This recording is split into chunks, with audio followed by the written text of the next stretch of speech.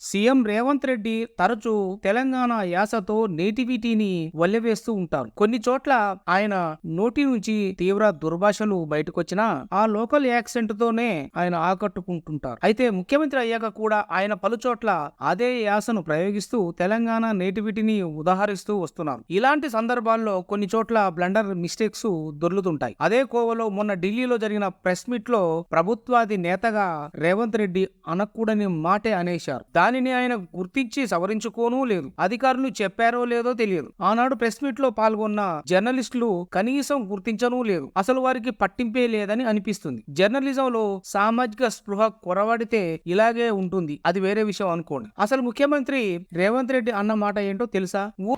ఊర్లో ఎవడో చేతబడి చేసేటోడు ఉంటాడు.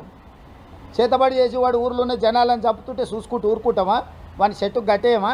ఊర్లో ఎవడో ఒకడు చేతబడి చేస్తూ జనాన్ని చంపుతూ పోతుంటే చూస్తూ ఊరుకుంటామా? చెట్టుకు కట్టేయమా? తాళ్లతో బంధించమా అని సెలవిచ్చారు. ఇది ఒక ప్రభుత్వాధినేతగా ముఖ్యమంత్రి హోదాలో, అది దేశ రాజధాని నగరంలో జరిగిన మీడియా సమావేశంలో అన్నారు. ఆ తర్వాతనైనా ఆయనైనా లేదా ముఖ్య అధికారులైనా గుర్తించి జరిగిన తప్పును ప్రజలకు సరిదిద్దుకొని చెప్పాల్సిన బాధ్యత తప్పనిసరిగా ఉన్నది. కానీ జర్నలిస్టులే పట్టించుకోలేదు. జనం ఏం పట్టించుకుంటారులే అనుకున్నారో ఏమో కానీ దాన్ని మరుగున పడేశారు. చేతబడి అనేది మూఢనమ్మకం అనే విషయాన్ని ముఖ్యమంత్రి హోదాలో ప్రభుత్వం తరఫున ప్రచారం చేయాల్సిన రేవంత్ రెడ్డే ఇలా మాట్లాడితే ఎలాగని భౌతికవాదులు వాదిస్తున్నారు. ప్రభుత్వంలో ఒక విభాగంతో పాటు పోలీస్, ఇతర అనుబంధ శాఖలతో చేతబడిని నమ్మొద్దని, ఇతర మూఢనమ్మకాలను విడనాడాలని విస్తృతంగా ప్రచారం చేస్తుంటారు. దీనికి శాస్త్రీయత ఉన్నదని ఎవరైనా నిరూపించారా? అసలు చేతబడి అనేది నిజమైతే ఊరూరా జనం బతికి బట్టగడతారా? ఒకరిపై ఒకరు అదే చేతబడి చేసి చంపుకునేవారే కదా.